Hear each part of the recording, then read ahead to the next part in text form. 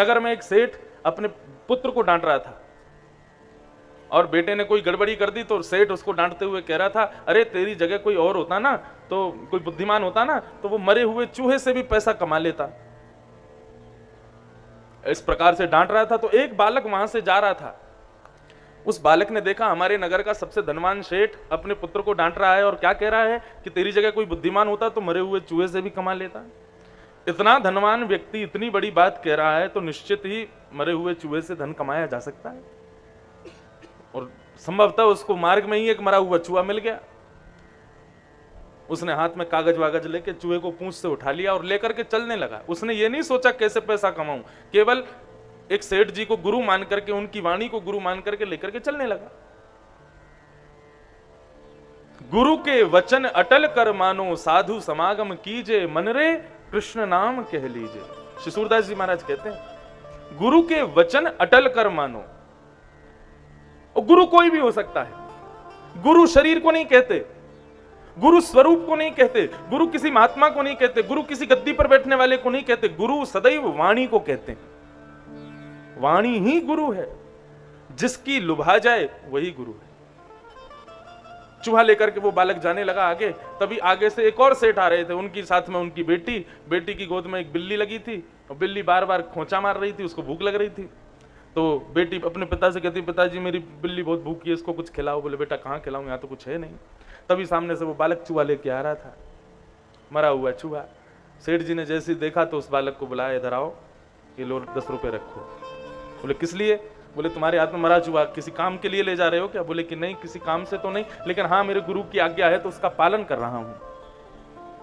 क्या आज्ञा है गुरु की? बोले कि इससे पैसा कम जाएगा, मेरे को इससे पैसा कमाना है मुझे। तो ले लो 10 रुपए रख लो, ये चूहा हमको दे दो, हमारी बिल्ली भूखी है। और 10 रुपए कमा लिए उसने, गुरु की आज्ञा मान करके 10 रुपए कमा लिए। बड़ी कथा है। फिर उस व्यक्ति ने 10 रुपए से कुछ खरीदा, उसके बाद फिर उससे कुछ खरीदा, फिर बहुत सारी लकड़ियां खरीद ली। उस नगर का सबसे बड़ा लकड़ी व्यापारी बन गया वो। एक दिन वहां के सबसे धनवान व्यक्ति की माताजी गुजर गई रात में। उनकी अंत्येष्टि के लिए लकड़ियां नहीं मिल रही थीं, बारिश के कारण सबकी लकड़ियां गीली हो गई थीं। तब उस बालक की लकड़ियां प्राप्त हुई। उसने दुगने रुपए में अपनी लकड़ियां बेची, बहुत सारा धन आया। धीरे धीरे करके वो बहुत बड़ा व्यापारी बन गया। उस नगर का सबसे बड़ा सेठ वो बालक बन गया जिसने वो चूहा उठाया था एक दिन। और जिस दिन वो सबसे बड़ा सेठ बना उस दिन उसने सोने का चूहा बनवाया।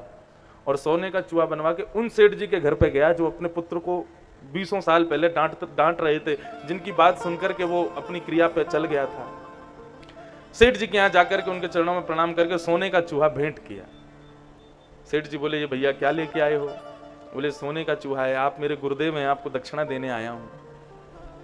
मैंने क्या किया? बोले आप 20 वर्ष पहले अपने पुत्र को डांटते हुए ऐसा ऐसा कह रहे थे, मैंने वो बात सुनकर के मरा हुआ चूहा उठाया, उसी दिन से मेरे दिन बदल गए, मैंने बहुत धन कमाया, आपकी आज्ञा से आज मैं बहुत बड़ा नगर सेठ बन गया हूं। तो एक साधारण सी बात को अनुगमन करके एक साधारण व्यक्ति धनवान बन सकता है। हम व्यास मंच पर बैठे हुए व्यक्ति की बात का अनुगमन करते हुए उसको गुरु स्वरूप मान करके भगवत प्राप्ति नहीं कर पाएंगे, निश्चित होगी।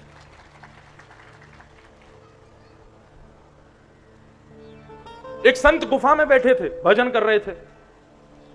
एक शिकारी ने उनको देखा तो मन में विचार करने लगा, ये संत गुफा में बैठ करके भजन करते हैं, खाना पीना क्या खाते होंगे? वो शिकारी था, उसको नहीं पता था कि ये संत हैं, ये मांस आदि नहीं खाते होंगे। उसको लगा कि मैं शिकारी, मैं मांस खाता हूं तो ये भी खाते होंगे। संत के लिए एक हिरण पकड़ करके ले आया, जाले में बांध करके, और गुफा में जाकर के संत के सामने हिरण को खड़ा कर दिया। बोले महाराज जी ये भेंट स्वीकार करो। संत बोले इस हिरण का क्या करूं मैं? बोले अरे आपको मैं 2-4 दिन से यहां देख रहा हूं, गुफा में आप बैठ करके भजन कर रहे हैं, मुझे लगता है आपको भूख लगी होगी, आपने कुछ खाया नहीं होगा, आपके लिए भोजन लाया हूं, हिरण का शिकार करके खा लीजिए और फिर बचा हुआ प्रसाद मुझको दे देना।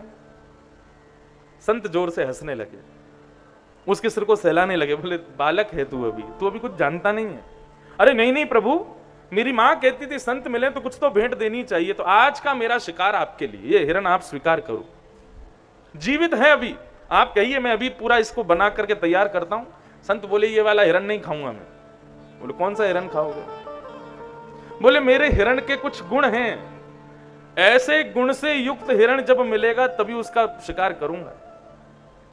बताइए कैसे गुण वाला हिरण चाहिए? मैं यहां का सबसे बड़ा शिकारी हूं, इस जंगल में कोई भी हिरण मुझसे बच नहीं सकता, आप जैसा हिरण कहोगे वैसा लाके प्रस्तुत कर दूंगा। तो संत ने बताया, लिखो मेरा हिरण कैसा है। बरहा पीड़म नटवर वपु कर्णयो कर्णकारम विप्रदवासः कनक कपिसं वैजयन्तीं च माला रन्ध्रान् वेणोधर सुधया पूरय गोपवृन्दै वृन्दारण्यं स्वपदरमणं प्राविशत गीत कीर्ति। कैसा हिरण चाहिए? बोले बरहा पीड़म, मोर मुकुट पहनता है जो हिरण जिसका मुझे शिकार करना है। शिकारी बोला मोर मुकुट पहनने वाला हिरण? बोले हाँ मोर मुकुट पहनता है। उसने लिख लिया। बोले तो ढूंढूंगा मोर मुकुट पहनने वाला हिरण कहां रहता है, और क्या गुण है इसका। कर्णयोः कर्णकारम, अपने कानों में कुंडल पहनता है, कुंडल लेकिन एक ही पहनता है, कान दो हैं, कुंडल एक ही पहनता है, कभी इसमें पहनता है कभी इसमें पहनता है। किसके पहनता है? कन्नेर के पुष्प के। अच्छा, लिखता जा रहा है। और वैजयंतीम चमालाम, वैजंती माला गले में धारण करता है, पीतांबरी पहनता है, वेणु का नाद करता है। ऐसी सुंदर छवि की, ठाकुर जी की छवि का वर्णन किया, लेकिन उस शिकारी को लग रहा है जरूर कोई हिरण ही होगा ऐसा।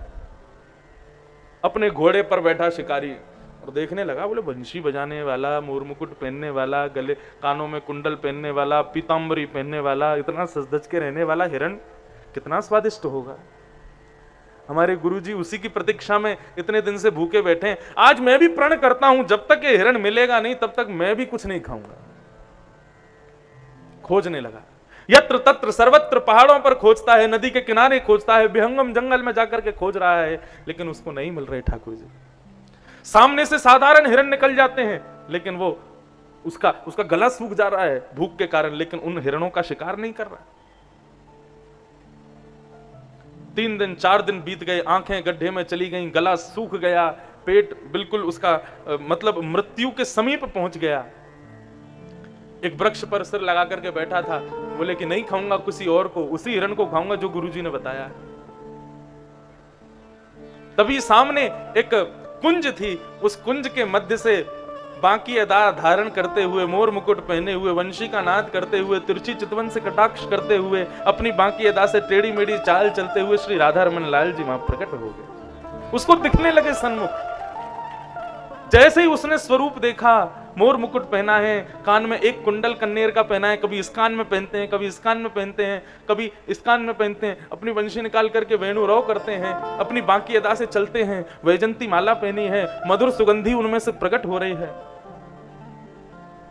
शिकारी मोहित हो गया। जिस जाले में हिरण को पकड़ता है वो जाला लेकर के भगवान के पीछे पीछे चल रहा है, और जैसे ही मौका पाया जाला फेंका और ठाकुर जी को जाले में बंद करके कमर पर टांग करके ले गया गुफा में। गुफा के बाहर जाकर के चिल्लाने लगा, गुरुजी जल्दी आओ, पेट में चूहे कूद रहे हैं, आपका बताया हुआ हिरण मिल गया।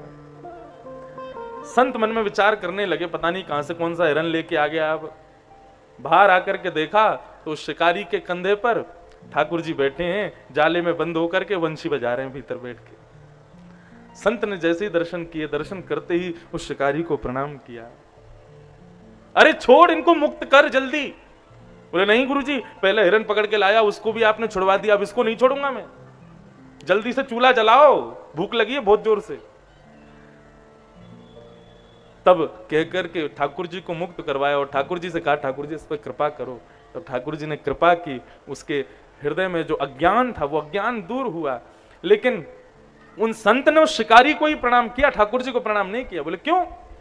बोले कि उसकी गुरु के वचन के प्रति जो निष्ठा है उसको मैं प्रणाम करता हूं, गुरु के वचन के प्रति जो विश्वास है उसको मैं प्रणाम करता हूं। गुरु के वचन के प्रति ऐसा विश्वास कि ठाकुर जी प्राप्त हो गए। एक स्वपच जाति के व्यक्ति को ठाकुर जी प्राप्त हो गए। ऐसा गुरु की वाणी में ऐश्वर्य है। इसलिए गुरु की वाणी को श्रेष्ठ मानो, उस पर अनुगमन करो। गुरु के शरीर श्रेष्ठ नहीं होता, गुरु का रूप श्रेष्ठ नहीं होता, गुरु की और कुछ भी वस्तु श्रेष्ठ नहीं है, गुरु की केवल और केवल वाणी श्रेष्ठ है।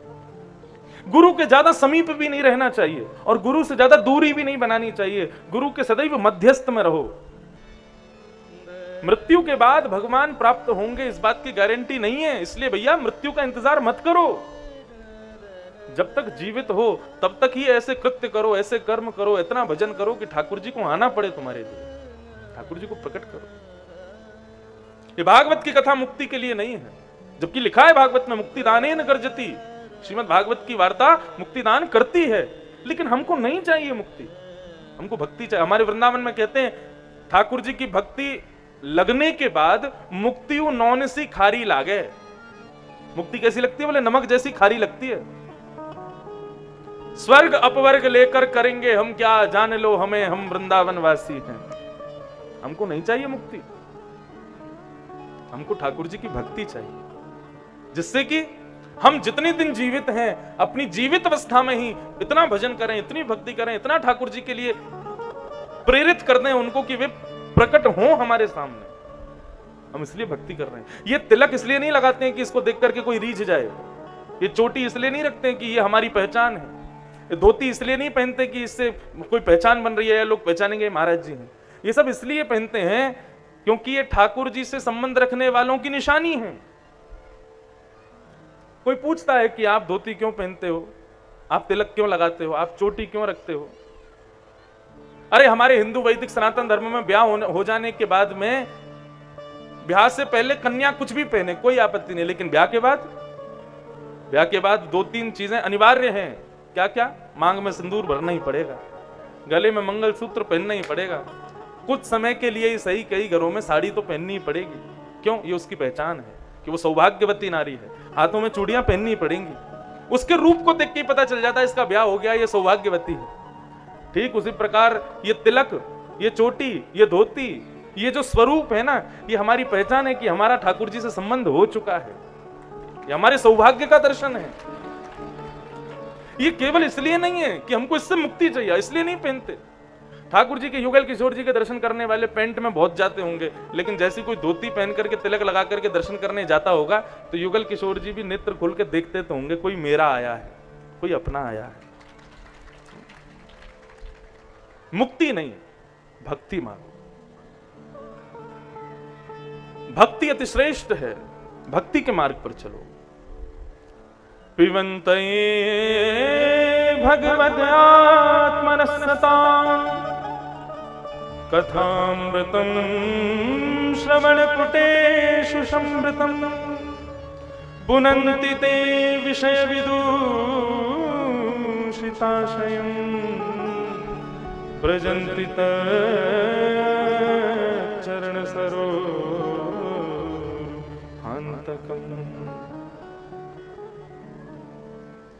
पिबन्तये भगवतः आत्मनस्सताम्। और कैसे? बोले कथामृतम श्रवणपुटेषु संवृतम। बताओ भगवान ने ये हमको कान क्यों दिए? क्यों दिए कान? बताओ। आप कहोगे, सीधा सा उत्तर दोगे, मुझे पता है क्या, कि ठाकुर जी की कथा सुनने के लिए दिए। नहीं, कथा सुनने वाली चीज तो भीतर है, ये बाहर का ढांचा क्यों बनाया ठाकुर जी ने, इसका क्या कारण है, मुझे ये बताओ। कोई काम होता है इसका? कोई काम का नहीं है, फिर भी ठाकुर जी ने ये बनाया। क्यों बनाया? कुंडल पहनने के लिए नहीं, चश्मा पहनने के लिए। यदि कान नहीं होते तो चश्मा कैसे पहनते लोग? इनको क्या कहते हैं? श्रवणपुट। संस्कृत में श्रवणपुट यानी कि सुनने वाले दोने। ये 2 दोने दिए हैं भगवान ने हमको। दोने में कोई वस्तु सुनी थोड़ी जाती है, दोने में तो रस लेकर के पिया जाता है, खाया जाता है। ठाकुर जी ने ये कान भार के दोने की आकृति बना करके हमको ये बता रहे हैं, मेरी कथा, मेरा कीर्तन ये सुनने का विषय नहीं है। इन कान रूपी दोनों में भर भर के मेरी कथा कीर्तन को पियो, ये दोने खाली ना रह जाएं, इनमें मेरी कथा को भर भर के पियो। इसके अलावा कोई और कारण हो इन कानों का तो बता दो। ये तो खाली खाली लोग कुंडल, यहाँ क्या आप विदेश जाओ, जाने कहाँ कहाँ कुंडल, यहाँ पे कुंडल पहन लेते हैं, यहाँ पे कुंडल पहन ले, होठों पे कुंडल पहन लेते हैं। ऐसी विचित्र स्थिति है, कहीं भी कुंडल पहनते हैं लोग। केवल कान ही थोड़ी है, जहां खाली दिखा नहीं आदमी कुंडल पहन लेता है, लेकिन कुंडल से शोभा नहीं है कान की। कान की शोभा ठाकुर जी की कथा से है, और भगवान ने ये दोने दिए हैं, इन दोनों को खाली मत रहने दो, इसमें भगवान की मधुर कथा को भर भर के पियो। उससे क्या होगा? पुनंति ते विषय विदूषिताशयम, पुनंति यानी तुम पवित्र हो जाओगे। क्या पवित्र होगा तुम्हारा? बोले तुम्हारे जितने विषय हैं, तुम्हारे भीतर जो भी विकार हैं, उन सबसे तुम पवित्र हो जाओगे। और फिर क्या होगा? बोले ब्रजंति तच्चरण सरोरुहांतिकम, फिर यही कानों से पी जाने वाली ठाकुर जी की कथा आपको एक मार्ग पर ले चलेगी। वही मार्ग है भक्ति पथ, ठाकुर जी की प्राप्ति के मार्ग पर आगे ले जाएगी। नवदा भक्ति में भी, 9 प्रकार की भक्ति में भी सबसे पहली भक्ति का नाम है श्रवण भक्ति। हमारी शरीर में जो 10 इंद्रियां हैं, उन 10 इंद्रियों में सर्वश्रेष्ठ इंद्रिय है कान। क्यों?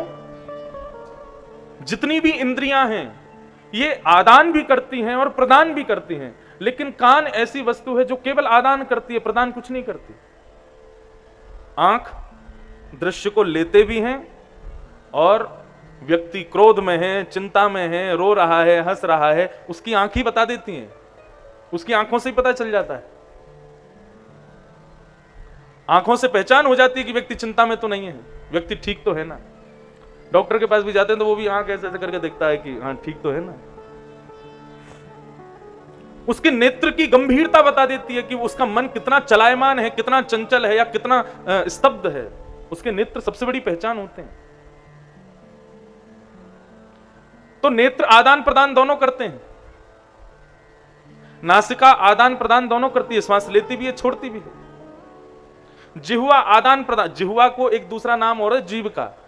जीव का दूसरा नाम क्या है? लूली बाई, बिना हड्डी की बाई, लूली बाई। ये लूली है, लेकिन आपकी एक एक हड्डी तोड़वा सकती है। यदि इस जीव से आपने किसी को कुछ अपशब्द बोल दिया तो सामने वाला एक मुष्टिक प्रहार करेगा महाराज।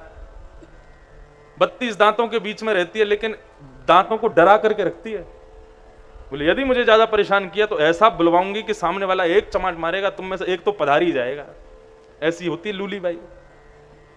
जीव रस लेती भी है और रस देती भी है। हमारी इंद्रियां जितनी भी हैं सबको देख लो, सब ग्रहण भी करते हैं, प्रदान भी करते हैं, लेकिन कान एकमात्र ऐसे हैं जो केवल ग्रहण करते हैं, देते कुछ नहीं है। और जिसमें ग्रहण की शक्ति है वो सर्वश्रेष्ठ है। जो ग्रहण करना जानता है, जो केवल लेना जानता है। अब इसको भी 2 तरीके हो सकते हैं, इसमें भी एक गलत पक्ष भी है, लेकिन अच्छे पक्ष में देखा जाए तो जो केवल ठाकुर जी की कथा को ग्रहण करना जानती है वो कान है। इसलिए कान सर्वश्रेष्ठ है। नवदा भक्ति में भी ठाकुर जी ने श्रवण को ही श्रेष्ठ बताया। इसलिए श्रवण पुटेषु समृतम, इन श्रवण पुटों में भर भर के ठाकुर जी की मंगलमयी कथा का रसस्वादन ग्रहण करो। इससे क्या होगा? ठाकुर जी के श्री चरण कमलों की प्राप्ति होगी। आदमी अंधा हो जाए फिर भी भगवान को पालेगा, गूंगा हो जाए फिर भी भगवत प्राप्ति कर लेगा, हाथ ना हो तब भी भक्ति कर सकता है, पैर ना हो तो भी भक्ति कर सकता है, लेकिन कान ना हो बहुत मुश्किल है भक्ति करना। जब तक सुनोगे नहीं तब तक ठाकुर जी को जानो नहीं, जान कैसे पाओगे? और जब तक जानोगे नहीं तब तक उनसे प्रीति होगी कैसे, भक्ति होगी कैसे? जाने बिन न होए परतीति, बिन परतीत होत नहीं प्रीति। और वो जानना किससे प्राप्त होगा आपको कि ठाकुर जी कौन है? वो कानों से ही पता चलेगा। इसलिए बहुत श्रेष्ठ हैं ये। इनको फालतू बकवाद सुनाओ मत, इनको ठाकुर जी की मंगलमयी कथा सुना करके इनको पवित्र रखोगे, आपकी सब इंद्रियां अपने आप पवित्र हो जाएंगी। आपकी प्रत्येक इंद्रियों को सुधारने में सबसे बड़े सहायक हैं आपके कान। इनको सुधारो। श्री सुखदेव जी महाराज परीक्षित से कह रहे हैं, परीक्षित मुक्ति मत मांगो, भक्ति मांगो। जब अनंत प्रकार से समझाया तब अंत में आकर के कहा, बोले प्रभु मुझे अब भक्ति दो, मुझे मुक्ति नहीं चाहिए। जैसे ही भक्ति मांगी श्री सुखदेव जी महाराज ने कथा कहना प्रारंभ किया, मंगलाचरण किया। मंगलाचरण करने के बाद में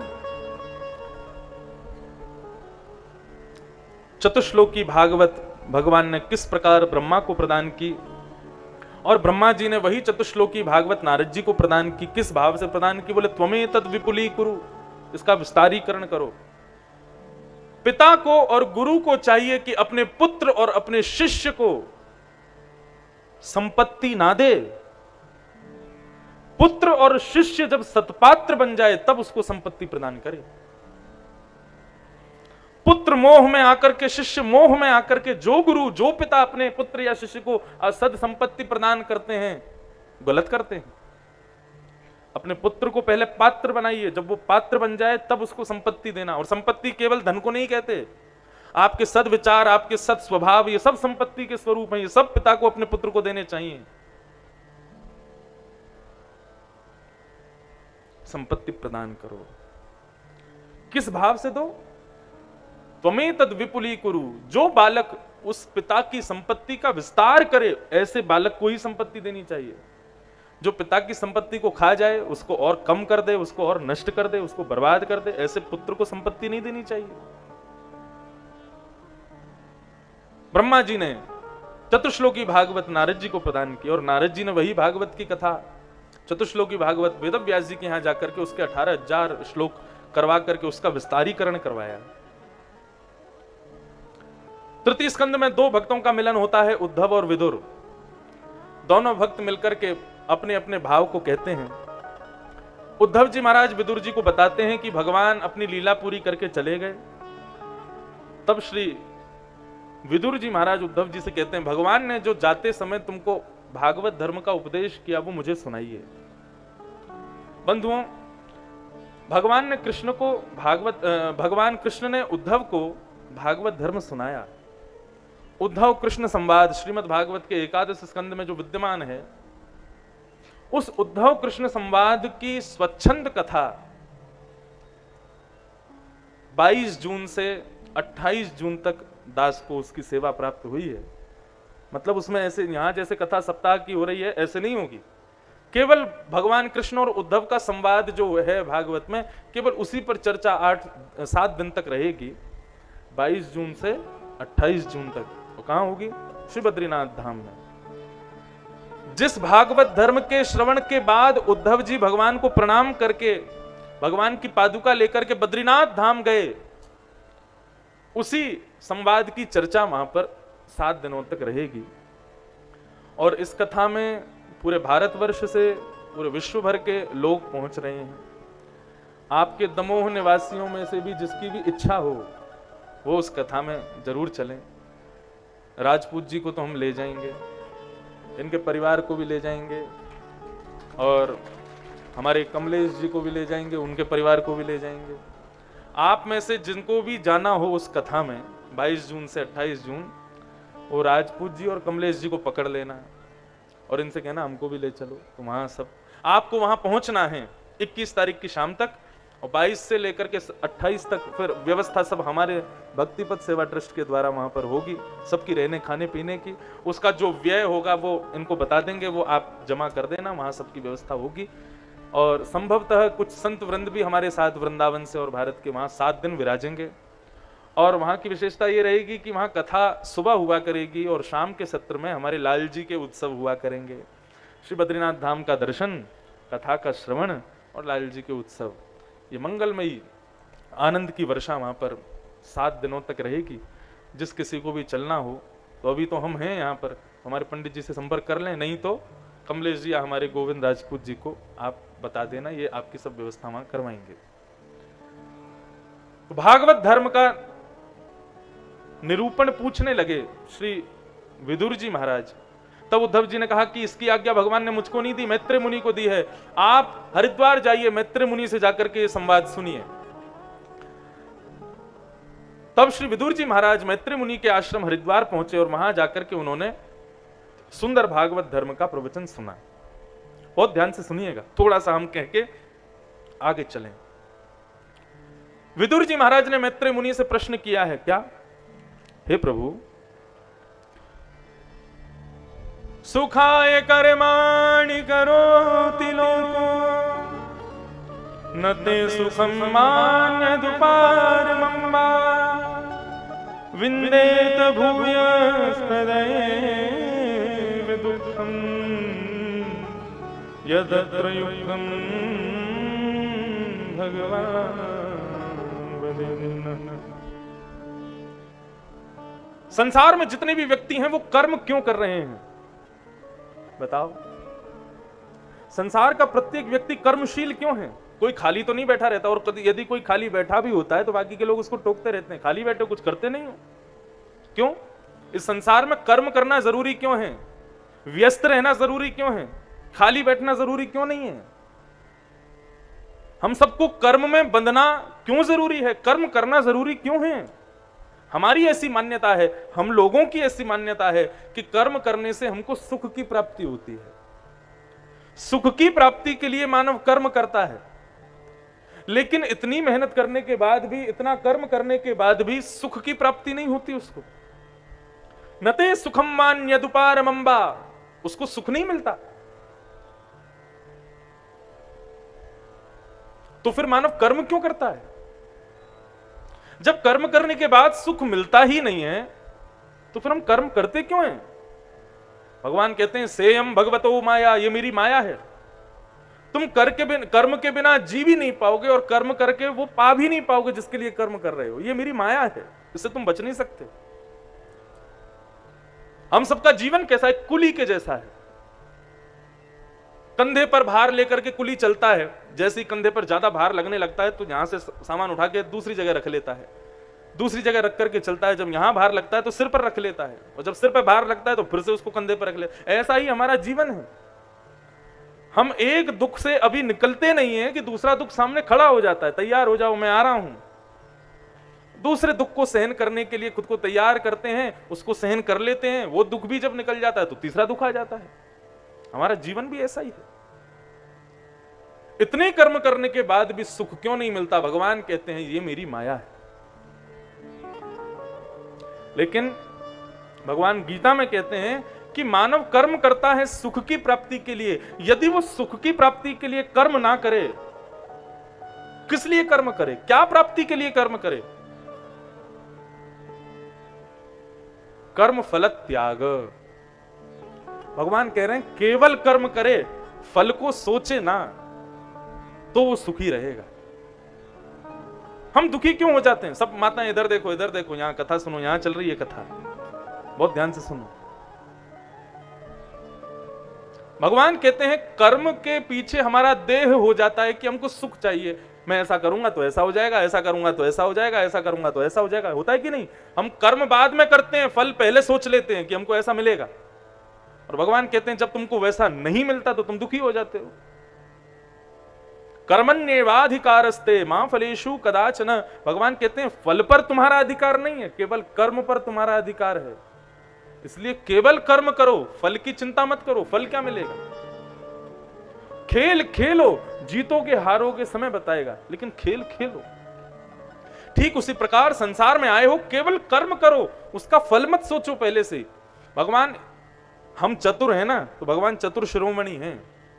हम पहले ही सोच लेते हैं ऐसा करूंगा तो ऐसा हो जाएगा, ऐसा करूंगा तो ऐसा हो जाएगा, ऐसा करूंगा तो ऐसा हो जाएगा। भगवान को पता चल जाता अच्छा तो इसने पहले ही सोच लिया कि ऐसा करूंगा तो ऐसा होगा, तो भगवान वही नहीं होने देते। मुझसे ज्यादा बलवान हो क्या तुम जो सोचोगे वो मिल जाएगा तुमको। इसलिए ये सोचने की जिम्मेवारी भगवान पे छोड़ो, तुम केवल कर्म करो। कर्म फल त्याग। कर्म करो, फल की इच्छा मत करो। एक बड़ी प्रसिद्ध कथा है, एक व्यक्ति तेल बेचने के लिए दूसरे गांव में जा रहा था और सिर पर तेल लेकर के जा रहा था। उसने 5 रुपए का खरीदा था, उसको 15 रुपए में बेचने जा रहा था। 10 रुपए का मुनाफा।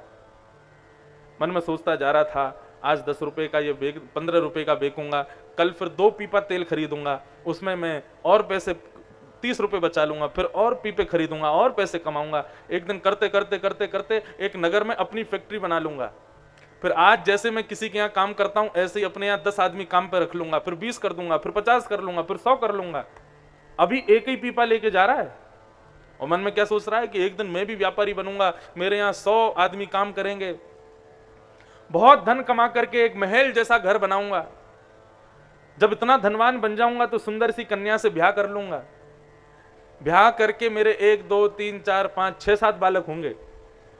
सब बालकों के साथ में आनंद से रहा करूंगा। छोटा वाला बहुत उद्यमी होगा मेरा बालक, इतना सोच रहा है वो। छोटा वाला बालक बार बार मेरी गोद में चढ़ करके कभी मेरी कलम खींचेगा, कभी मेरे पन्ने फाड़ देगा, कभी मेरी जेब में से कुछ निकालेगा। एक दिन उससे बहुत परेशान हो जाऊंगा। मेरी पत्नी सब्जी काट रही होगी, उसको देख करके और मैं अपने बालक को ले जा करके उसकी गोद में पटक दूंगा। अब जैसे ही पटक दूंगा बोला तो सिर पर लगा जो पीपा था तेल का, उसने सोचते सोचते उसी को ही पटक दिया। अब जैसे ही पटका सारा तेल फैल गया, सारे सपने पानी धूल में मिल गए। यही हमारी स्थिति है। हम कर्म करते नहीं हैं, लेकिन उस कर्म से फल क्या मिलेगा ये पहले ही सोच लेते हैं, इसलिए हम दुखी रहते हैं। भगवान कहते हैं केवल कर्म पर तुम्हारा अधिकार है, फल पर अधिकार नहीं है, इसलिए फल की चिंता छोड़ो, केवल कर्म करो।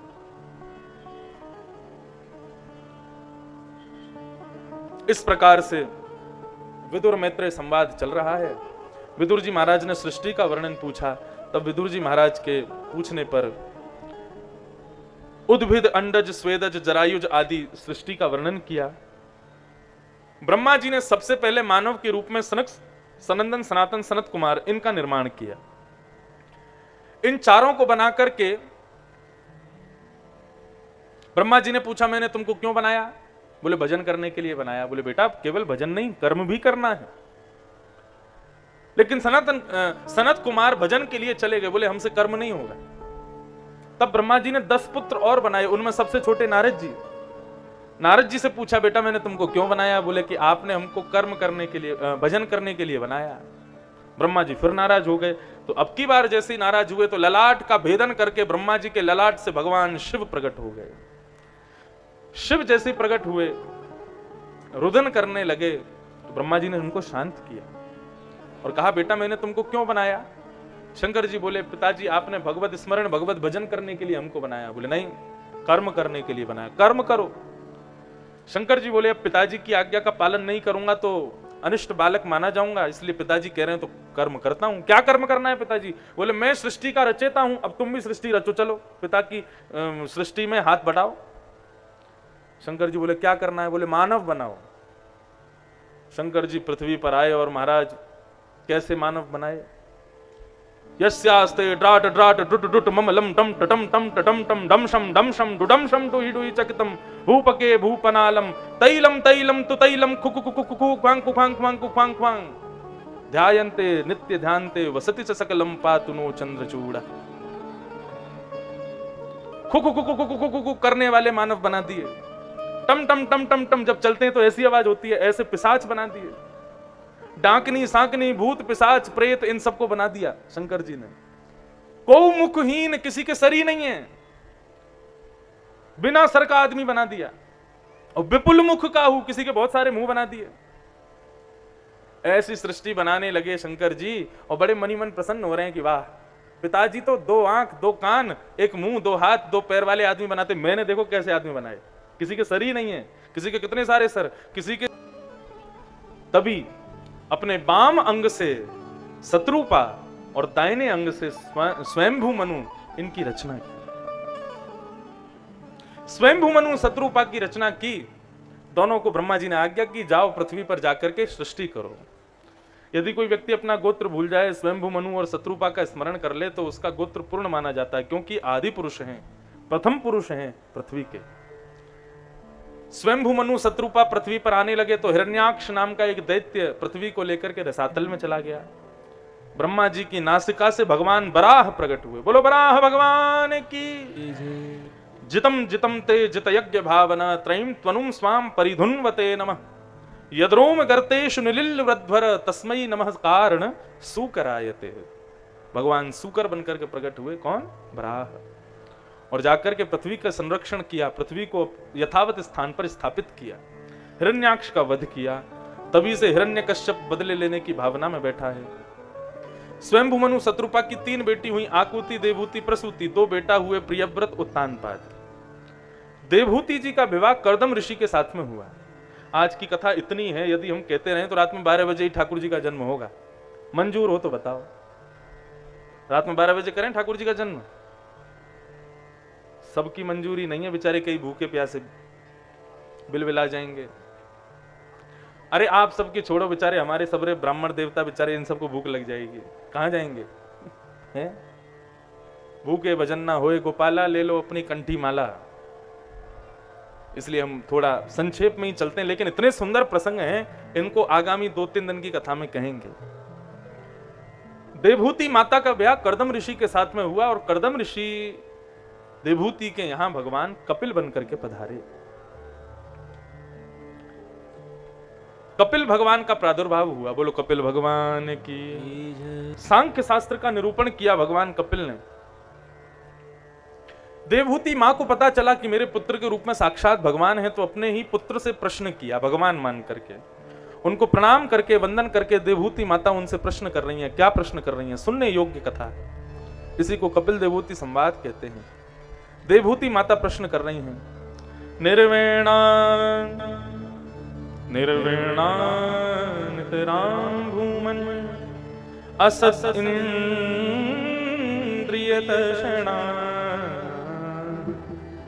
येन संभाव्यमानेन प्रपन्नाधं तम प्रभु।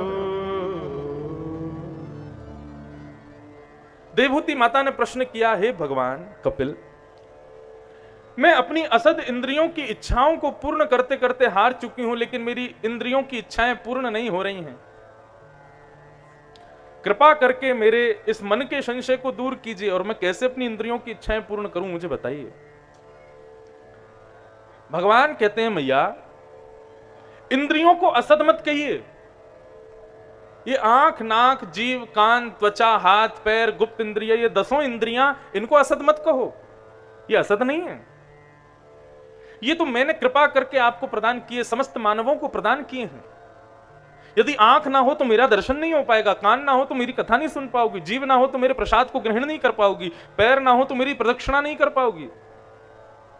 ये समस्त इंद्रियां तो मैंने अपनी प्राप्ति के लिए मानव को प्रदान की हैं। इन इंद्रियों को असद मत कहो मां। असद कौन है?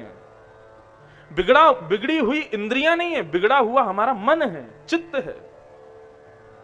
चेतः खलवस्य बंधाय रतं वा पुंसि मुक्ते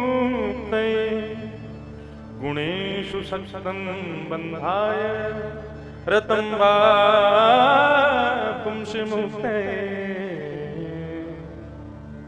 मन बंधन का कारण है, इंद्रियां बंधन का कारण नहीं है। अरे जीव की इच्छा हो रही है कि मुझको रसगुल्ला खाना है, ये जीव की इच्छा नहीं है, मन की इच्छा है। जीव को तो आप जो दे दोगे जीव खा लेगी, लेकिन हमारा मन कहता है जीव से कि तू रसगुल्ला मांग, और फिर रसगुल्ला हमारी बुद्धि से कहती है रसगुल्ला लेके आओ। तब मानव उद्यम करता है, ढूंढने जाता है, दुकान से रसगुल्ला खरीदता है, खवा देता है और आनंदित हो जाता है। लेकिन देखा जाए तो ये इंद्रियों की इच्छाएं नहीं है, ये हमारे मन की इच्छा है, हमारे चित्त की इच्छा है। मां, बंधन का कारण इंद्रियां नहीं है, चित्त है। इस चित्त को सुधारना है। मां ने पूछा चित्त कैसे सुधरेगा? भगवान बोले संग को सुधार लो, चित्त अपने आप सुधर जाएगा। आपका यदि संग सुधर गया तो आपका चित्त अपने आप सुधर जाएगा। मैं आजकल के बालकों से एक बात कहता हूं कभी कभी कि भैया भले ही सत्संग मत करो, क्योंकि इतनी रुचि उनकी नहीं है। ऐसा नहीं है कि बालकों की रुचि नहीं है, एक बात सुनिएगा, आज के यंगस्टर्स की, नौजवानों की सत्संग में बहुत रुचि है, लेकिन सबसे बड़ी बात यह है कि उनको बताने वाला नहीं है अच्छे से।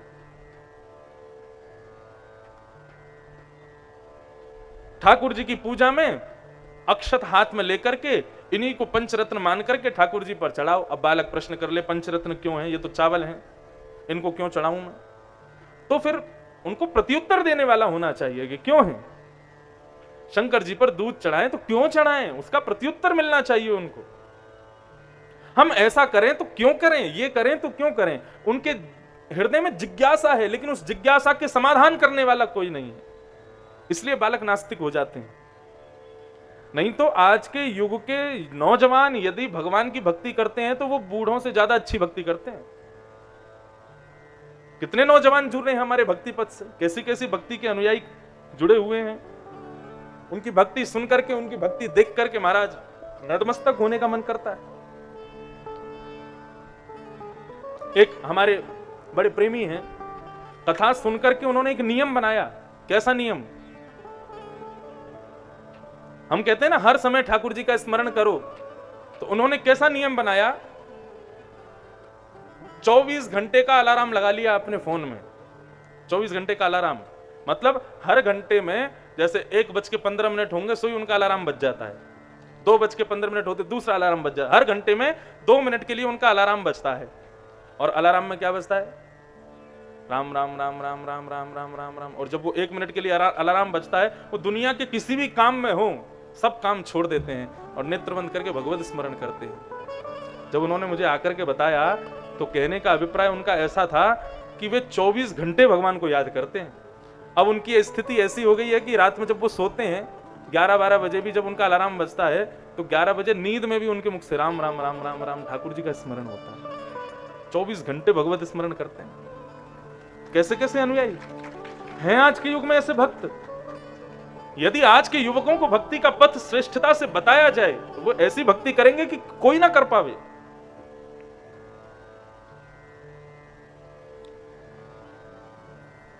बताने वाला हो। मां, चित्त बिगड़ा है हमारा, और चित्त कैसे सुधरेगा? बोले संग सुधार दो। कैसे लोगों का संग करें? भगवान कह रहे हैं तितिक्षव कारुणिका श्रुहिद सर्वदेहिना अजात शत्रवः शांता साधव साधुभूषणा। कैसे व्यक्ति से संग करना चाहिए, कैसे व्यक्ति के साथ रहना चाहिए, ये 5 गुण जिसमें दिखे उसका संग करो। 5 गुण कौन कौन से? जल्दी जल्दी सुनो। पहला गुण तितिक्षु। तितिक्षु यानी कि धैर्यवान, सहनशील। धर्म के 10 लक्षणों में सबसे पहला लक्षण है धैर्य। धृति क्षमा दमुस्तेयम। पहला धृति यानी धैर्य।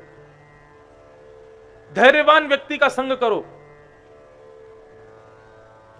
कारुणिका, सब पर करुणा करने वाले व्यक्ति का संग करो। श्रुहिदः सर्वदेहिनाम, सर्वदेहधारियों की शुभ चिंतक का संग करो। जो सबका शुभ चाहता हो ऐसे व्यक्ति का संग करो। अजात शत्रवः, जिसका कोई शत्रु ना हो ऐसे व्यक्ति का संग करो। और सबसे जरूरी बात 5वां, शांता, जो शांत रहता हो, जो बहुत कम बोलता हो ऐसे व्यक्ति का संग करो। या फिर जो बोलता तो बहुत हो लेकिन जब बोले तो उसके मुख से केवल हरि चर्चा सुनने को मिले, भगवान के गुणानुवाद सुनने को मिले, ऐसे व्यक्ति का संग करो। मां, इन 5 प्रकार के गुण वाले व्यक्ति का संग यदि किया जाए तो हमारा चित्त अपने आप शांत हो जाएगा, हमारा चित्त अपने आप निर्मल हो जाएगा। ऐसे व्यक्ति का संग भगवान कपिल ने बताया। अष्टांग योग बताए, यम नियम आसन प्राणायाम प्रत्याहार ध्यान धारणा और समाधि। इन अष्टांग योगों के बारे में बताया। जल्दी से ये भी सुनो। यम किसे कहते हैं? मन को एकाग्र करने के ये 8 योग हैं। पहला योग यम। यम यानी कि अपनी इंद्रियों की इच्छाओं का दमन ही यम है। जीव की इच्छा हो रही है क्या? छोले भटूरे खाने हैं, तो उस जीव को क्या करो? अच्छा, तेरी छोले भटूरे खाने की इच्छा हो रही है, चल रसोई घर में ले गए और करेले की सब्जी से रोटी खाने बैठ जाओ। इसको कहते हैं यम। मतलब आपकी इंद्रियां जो इच्छा प्रकट करें उसके विपरीत इच्छा से इंद्रियों को दबाना, इसको कहते हैं यम। दूसरा, जीवन में कोई एक नियम बनाओ। पहला यम, दूसरा नियम। कोई भी एक सद नियम होना चाहिए। प्रातः काल उठकर के एक नियम में पहले स्वयं को बांधो, तब कोई क्रिया करो। यम, नियम। दूसरा, तीसरा आसन। आसन को जीतो। एक आसन पर बहुत देर बैठने का प्रयास किया करो। दमोह के लोगों में एक चीज अच्छी है, कुर्सी वाले नहीं, नीचे वाले। नीचे वालों में एक चीज अच्छी है कि ये सब एक आसन पर बैठते हैं। अब कुर्सी वाले बुरा मत मान जाना, शासन तो कुर्सी वाले ही करते हैं। कुर्सी वाले बेचारे, किसी के घुटने में दर्द है, किसी के कोई, लेकिन यदि किसी के घुटने बढ़िया हैं, सारा अंग बढ़िया, फिर भी कुर्सी पर बैठा है तो ये तो गलत है। जो बिल्कुल बिल्कुल ठीक हैं, जिनका सर्वांग अंग बिल्कुल बढ़िया, उनको तो नीचे बैठ के ही कथा सुननी चाहिए। ये सुख आसन में कथा बैठ कर के सुनने से ही ठाकुर जी कर्ण रंध्र से हृदय में प्रवेश करते हैं। और जो असहाय हैं, जो नहीं बैठ सकते नीचे, वो कुर्सी पर बैठ जाओ, लेकिन जो पूर्ण रूपेण ठीक हैं उनको तो नीचे ही बैठना चाहिए। यम, नियम और तीसरा आसन। आसन को जीतो, एक आसन पर बहुत देर बैठने का प्रयास करो। चौथा, प्राणायाम। कुंभक, रेचक, पूरक प्राणायाम की विधि बताई गई। यम, नियम, आसन, प्राणायाम और 5वीं वस्तु प्रत्याहार। आहार को शुद्ध रखो। आपने यदि ये 5 अपने जीवन में लिया है, यम, नियम, आसन, प्राणायाम, प्रत्याहार, तो इन 5 को यदि आपने अपना लिया तो 3 चीज आपको करनी नहीं पड़ेंगी, वो अपने आप आपको मिल जाएंगी। कौन कौन सी? ध्यान, धारणा, समाधि। ये आपको करनी नहीं पड़ेंगी, ये अपने आप मिलेंगी। ये अष्टांग योग है, मन को एकाग्र करने के। भगवान कपिल ने माता देवहूति को बताए, अपने 4 प्रकार के भक्तों के बारे में बताया। भगवान कपिल ने माता देवहूति से अंत में प्रश्न किया, तब माता देवहूति ने उनको प्रत्युत्तर में बताया कि इस संपूर्ण संवाद से मैंने क्या सीखा कि अहोवत स्वपचोतो गरिया यज्जिह्व अग्रे वर्तते नाम तुभ्यं ते पुस्तपस्ते जुहुश्वश्रीरार्य ब्रह्मानुचो नाम गृह्णन्ति ये ते। वो स्वपच जाति में जन्म लेने वाला व्यक्ति भी श्रेष्ठ है यदि वो उसके जीव के अग्रभाग में, हे प्रभु आपका नाम विद्यमान है। आपके नाम में इतनी शक्ति है कि वो स्वपच जाति में जन्म लेने वाले व्यक्ति को भी मुक्त कर सकती है। जो भक्ष खाते हैं, उल्टा सीधा रहन सहन जिनका है, भयंकर पापी जो हैं, ऐसे व्यक्ति भी यदि अपनी जीव के अग्रभाग पर आपके नाम को विद्यमान कर लें तो आपके नाम में इतनी सामर्थ्य है कि वो उस स्वपच जाति के व्यक्ति को भी वैकुंठ पहुंचा सकते हैं। मैं आपके नाम को प्रणाम करती हूं, आपको नहीं, आपके नाम को प्रणाम करती हूं, क्योंकि आपसे भी ज्यादा बलवान है, शक्तिवान है आपका नाम।